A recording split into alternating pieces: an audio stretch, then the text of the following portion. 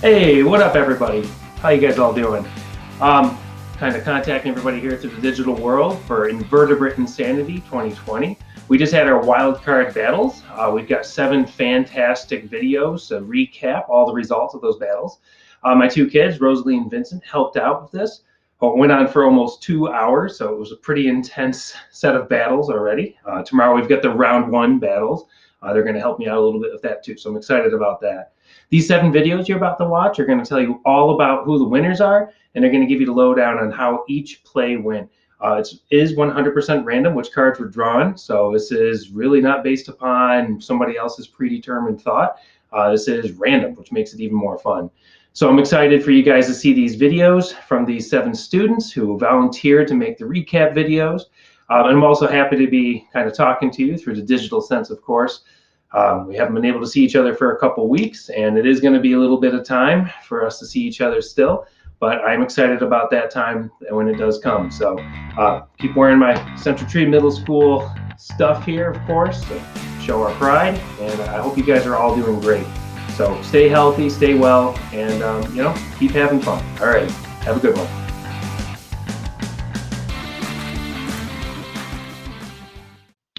Hi, this is Aaron Gallant here to give you the results of the Palau Nautiloid and the Lion's Mane Jellyfish. This takes place in the nighttime in the Evelagic Zone Open Ocean. The first card picked is card 44, which is Geographic Range. The Lion's Mane Jellyfish is found all the way from the Arctic to Mexico, giving it 1 point. The Palau Nautiloid is only found in Indonesian seas, giving it -1 point. The second card picked was card 28, which is What Are You Eating? Since they are both carnivores, they both get 1 point. The third card picked was card 15, which is Hiding versus Attacking. The Palau Nautiloid loses a point, and the Lion's Mane Jellyfish gains a point. The fourth card picked was card 31, which is Random Occurrence. They both do not have mating rituals, so 1 point for both. Suddenly, there was an oil spill. Neither have legs, so they each get 0 points. Next, card 39 was picked, so both of them lose a point. Card 20 was picked, so they both lose a point. Card 18 was picked, which means that they both lose a point, so the Lion's Mane Jellyfish won.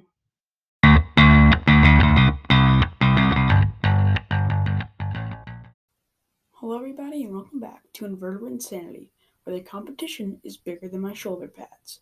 For this week's battle, we'll have the Melisseus Water Bear versus the Bobbit Worm. Well, the first card that was played was Sensory Organs versus No Sensory Organs, and since the Water Bear has no sensory organs, they have -1. The Bobbit Worm that has 5 antennas, which count as sensory organs, leave the match with +1.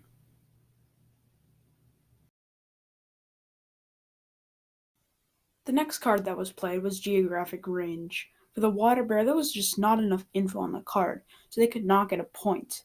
But for the Bobbit Worm, they like to settle in the Indo-Pacific, so they get the point for this round. Your score currently, Water Bear -2, Bobbit Worm +2.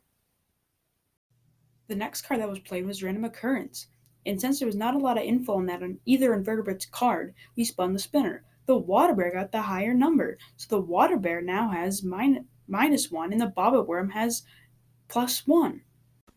The fourth card that was played was Large versus Small. The larger invertebrate would get the point this round, and since the Water Bear is microscopic and the Bobbit Worm is almost 10 feet long, the Bobbit Worm gets the point. And finally, the fifth card, the Natural Disaster card, was a Hurricane. And since the Water Bear does not have a shell and the Bobbit Worm does, sadly the Water Bear leaves the competition as it gets -3. But the Bobbit Worm will move on to the next round with +1.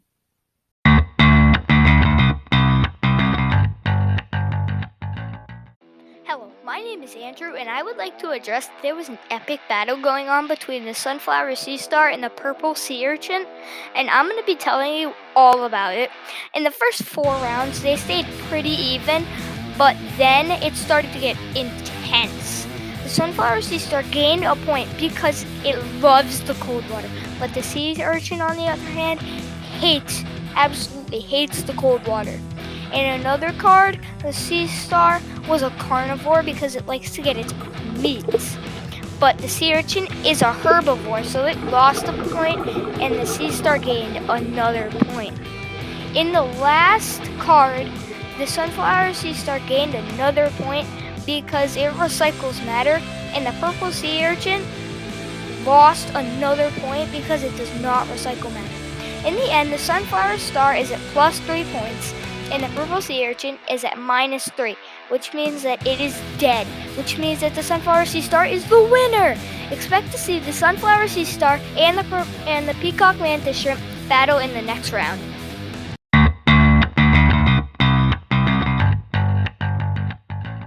This recap video is for the water bear and the peacock shrimp wildcard battle Division 2 of the Sea. The time of day was during the night, and the location was the Twilight Zone. The first card that was flipped was the sexual reproduction card, +1 point to both invertebrates. The next card that was flipped was the home building card, +1 point to the peacock shrimp, -1 point to the water bear. The third card that was flipped was the symbiotic relationship card. Neither had symbiotic relationships with any other organisms. No points added or deducted. The fourth card that was flipped was the recycling card, so -1 point to both organisms. The natural disaster card was a tsunami. Both organisms have claws, so neither lose a point. The sixth card that was flipped was an exoskeleton card. The water bear lost a point and the shrimp gained a point. 1 point. The seventh card that was flipped was the stinger card. Both lost a point, but the peacock shrimp ended up with the win with +1.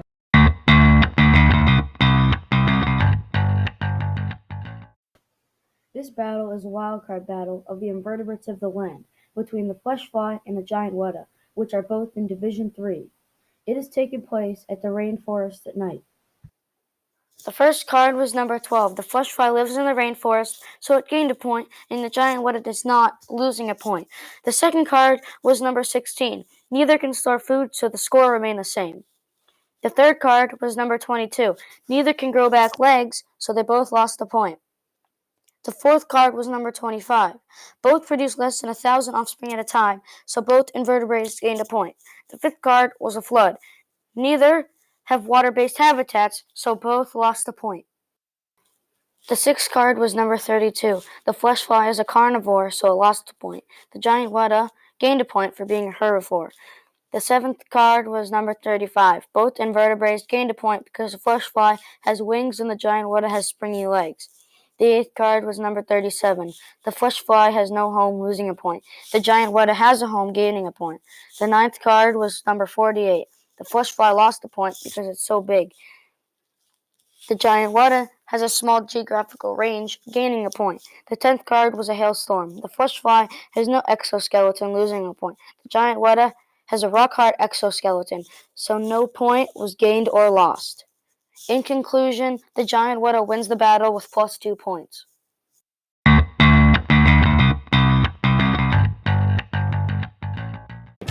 Hello everybody and welcome to the wildcard round of the 2020 Invertebrate Insanity Competition. I'm your host Cam Morris and today's matchup is between the Darren Jumping Spider and the S-Tree Funnel Web.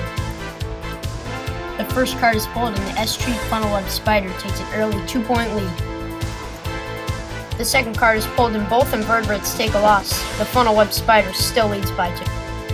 With the next card pulled, both invertebrates gain a point. The Funnel Web Spider still remains in its 2-point cushion. The fourth card is pulled and both invertebrates stay even, still a 2-point lead. The fifth card is pulled and the Funnel Web Spider takes a blow, still leading by 1. And just like that, with the sixth card pulled, the Darren Jumping Spider takes a lead.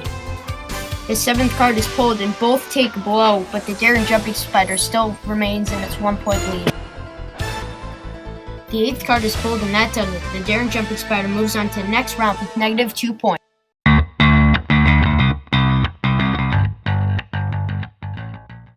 Today, battling in the basement, we have the Chichilian Tarantula versus the Arabian Scorpion, both in Division 4. Battle set to kick off here at 1 p.m. With the first card flipped, the battle has officially begun. The organism on the higher trophic level on the energy pyramid will receive 1 point. Since both invertebrates were on the same level, a wheel spin decided the point would be given to the scorpion. The second card was a random occurrence. Those with a courtship dance would lose a point. This resulted in both creatures losing a point. The third card flipped was about human benefits. The tarantula was the one that came out with the point this time, and now the game is tied -1 to -1.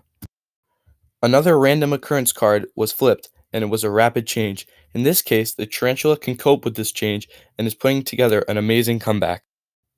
The fifth card flipped was a drought card, and since both organisms live in an arid environment, there is no point change here.